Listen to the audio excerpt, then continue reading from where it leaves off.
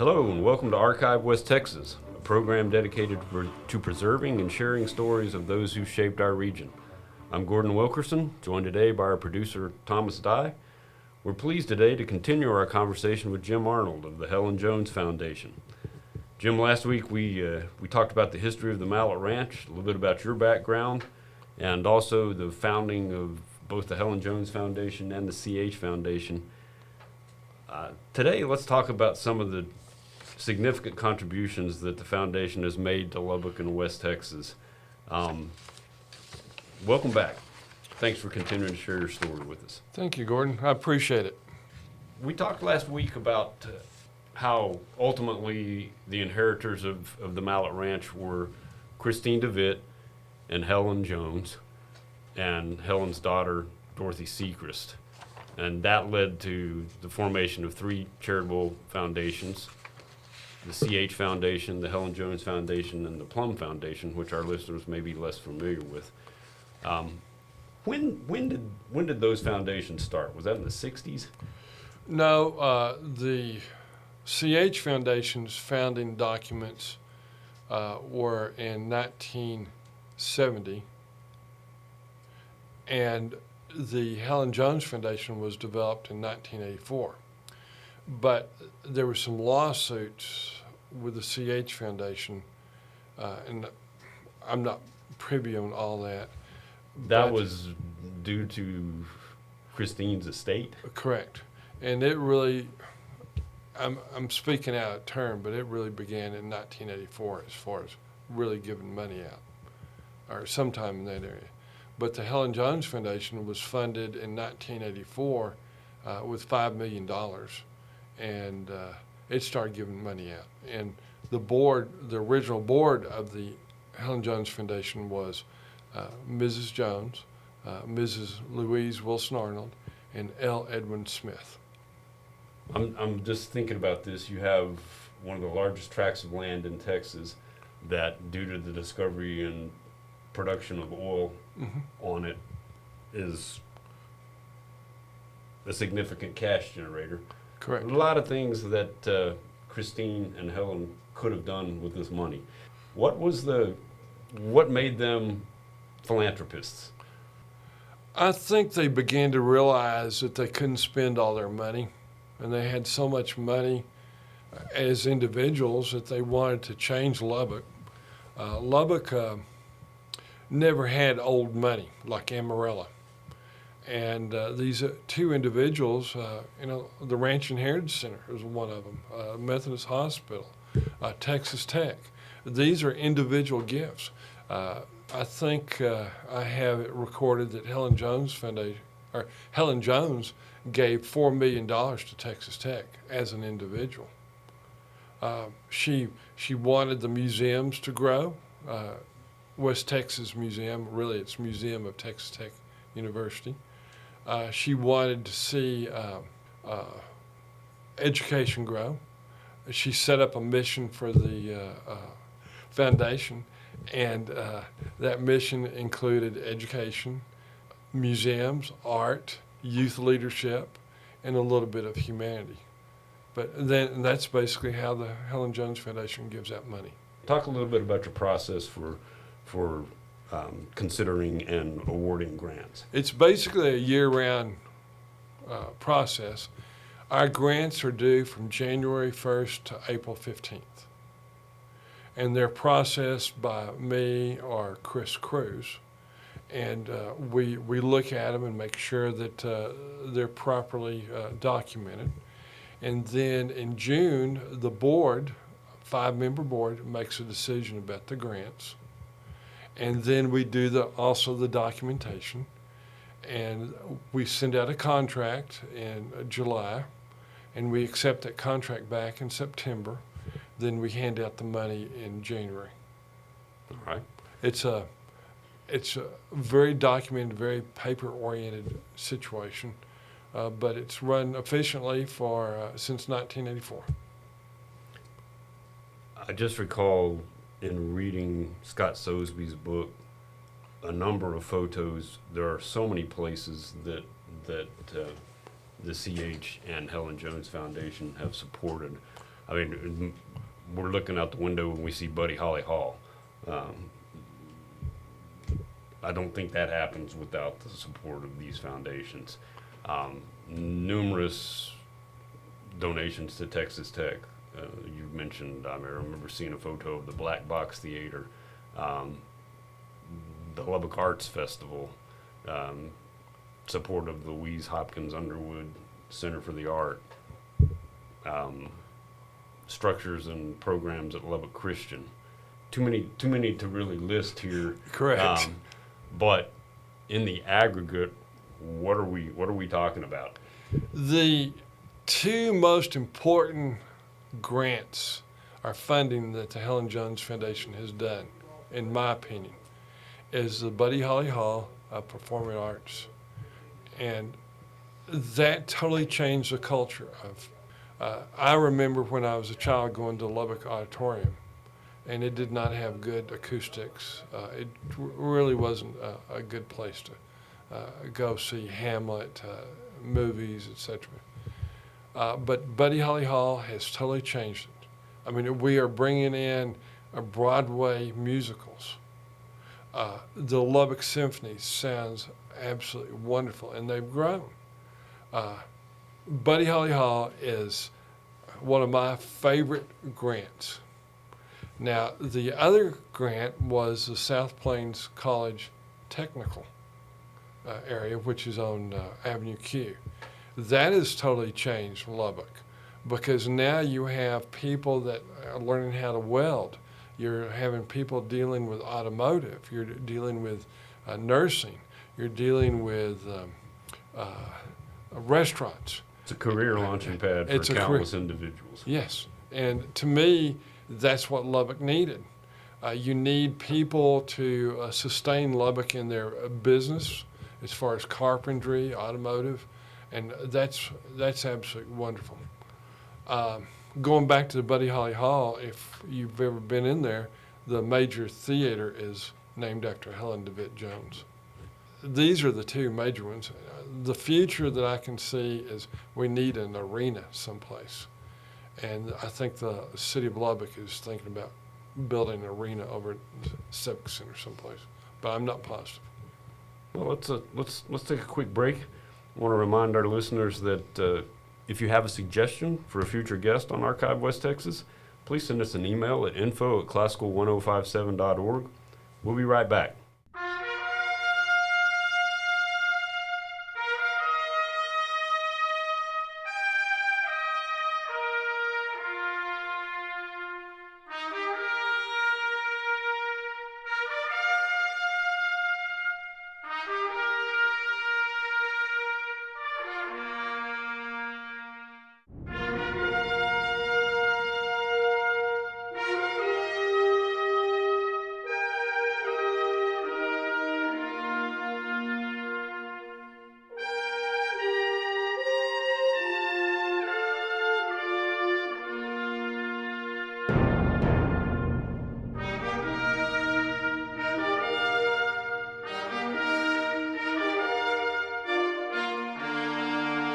Welcome back to Archive West Texas.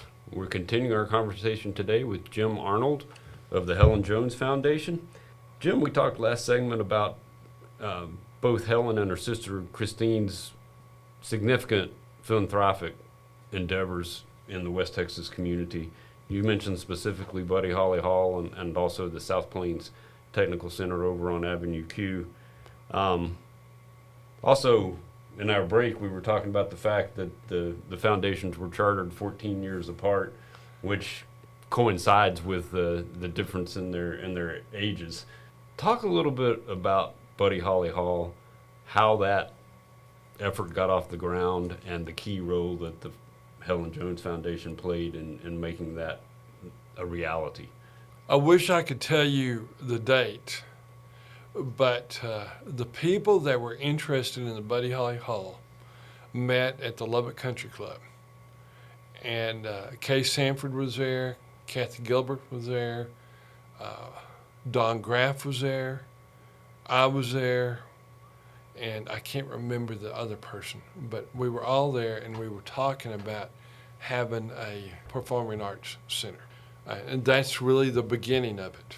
And for our listeners that haven't had a chance to take in a concert or a symphony or a play at Buddy Holly, it's a state-of-the-art facility that would rival anything in the country or really even the world.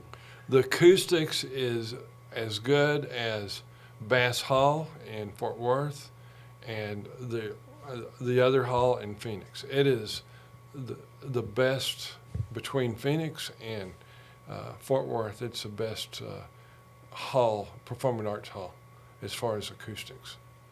So you looked at the prospects for, or the foundation looked at the prospects for what this could do for the community and decided to take a major role in underwriting and getting the project constructed and finished so that the community can enjoy it today. The CH Foundation took the lead role, and the Helen Jones Foundation supported financially. And as of today, we have donated $41 million to it. That's significant. That makes a huge difference for our community. I know that the Ranching Heritage Center was a special project of Christine's. Correct. One of the areas is named after Christine DeWitt. It's Christine DeWitt Hall. Yes.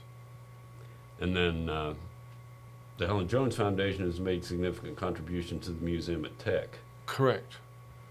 Tell us a little bit about the new Arnold wing and what that includes.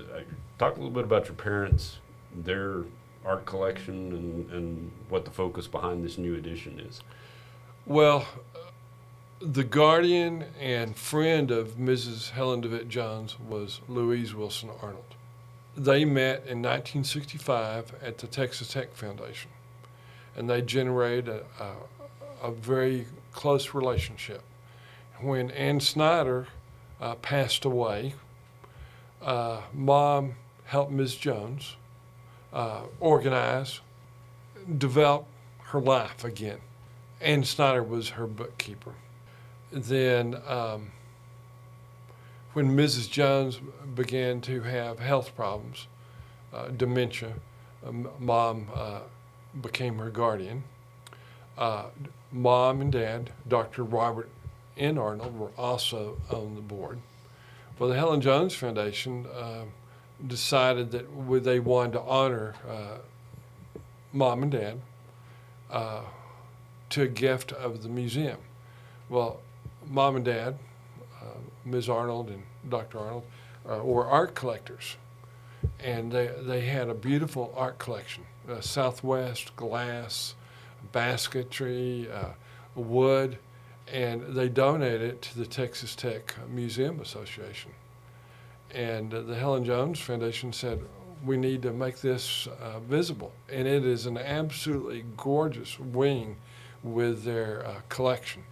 And it's very eclectic. The paintings are absolutely wonderful.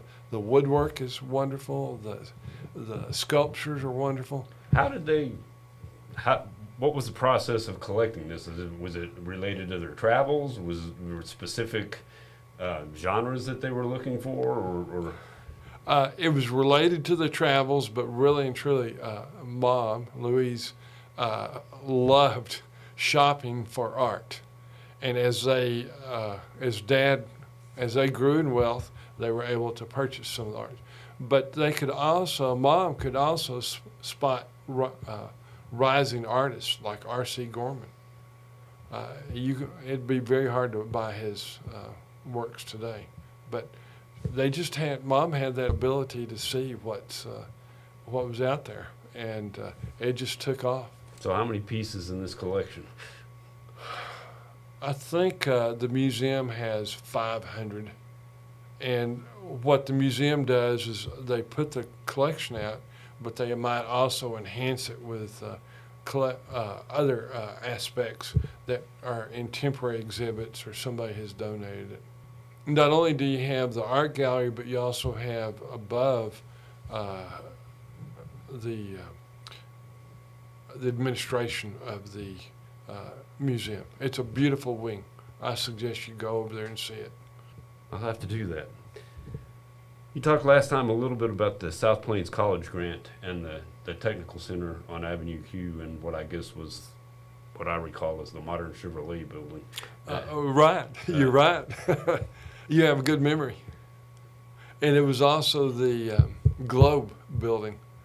Globe, I'm trying to think, Globe food store. Well, there was the Globe food store, but I thought that was, No, if I remember right, that was at That's 34th and Q where the LASD ATC is. No, I think Byron Martin is Kmart, but I'm not positive. Anyhow, we'll figure But, that out.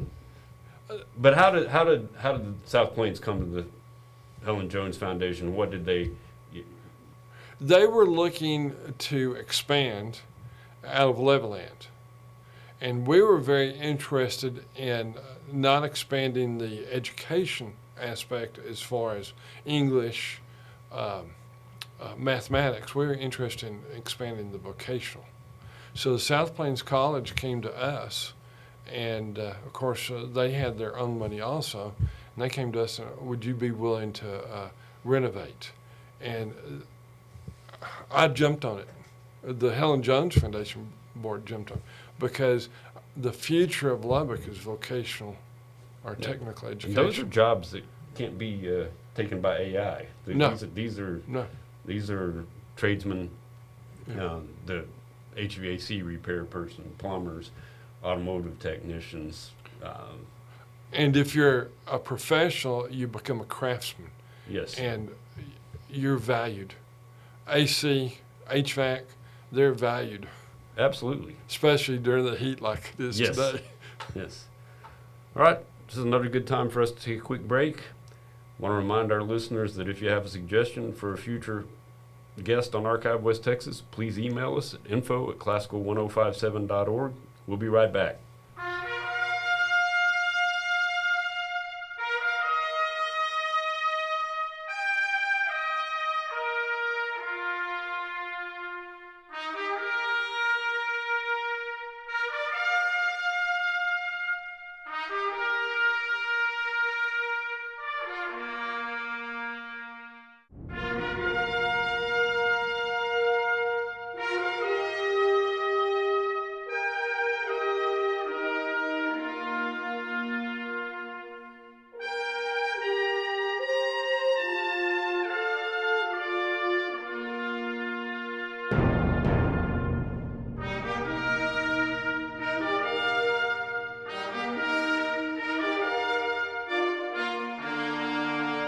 Welcome back to Archive West Texas.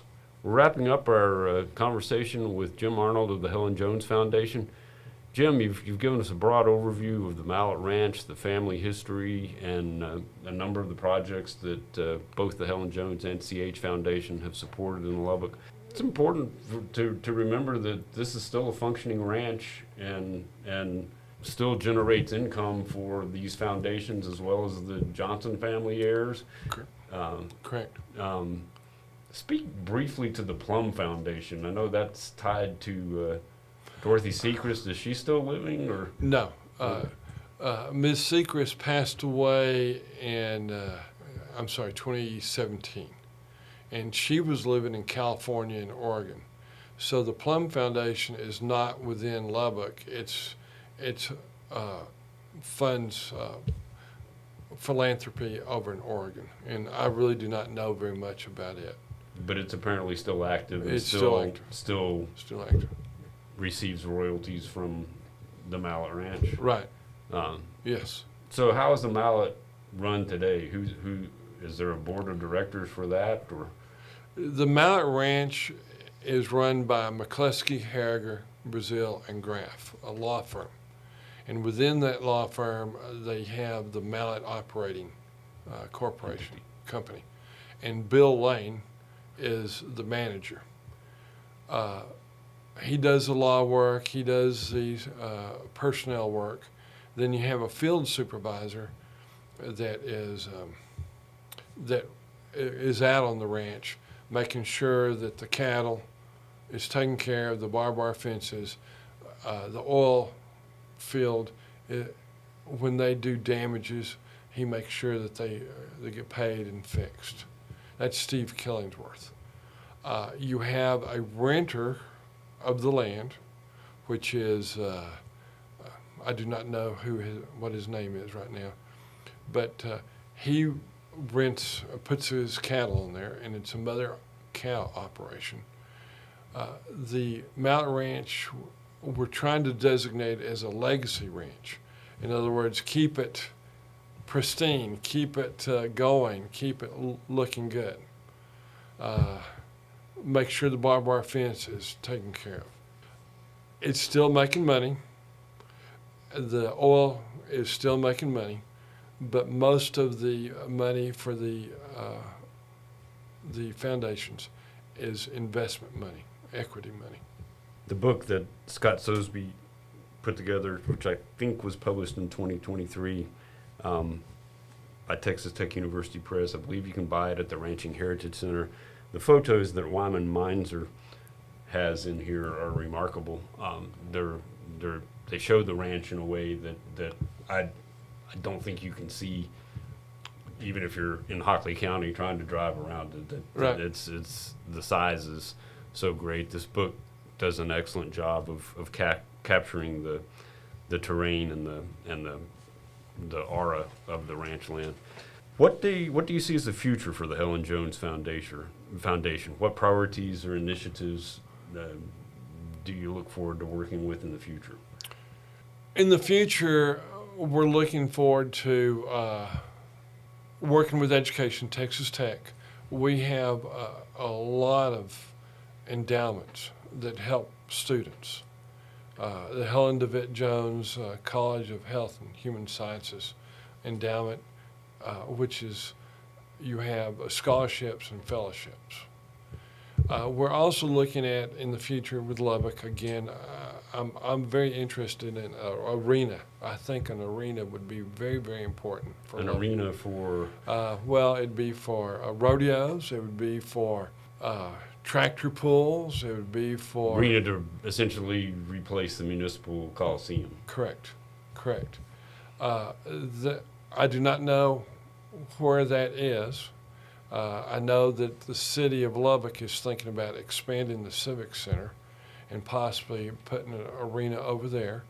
There's been a lot of discussion about the land the county has at North University and the North Loop, but that project seems to have had its share of challenges over the years. Correct. And the city of Lubbock has come in and had a tax base that can possibly rebuild the Civic Center, renovate it so it becomes a convention center, and that's when the arena comes. We're looking at expanding, helping with Lubbock Christian University, helping with South Plains College. As a longtime educator, we could do a whole show on this, but I want to get your initial thoughts on how do you see AI affecting education?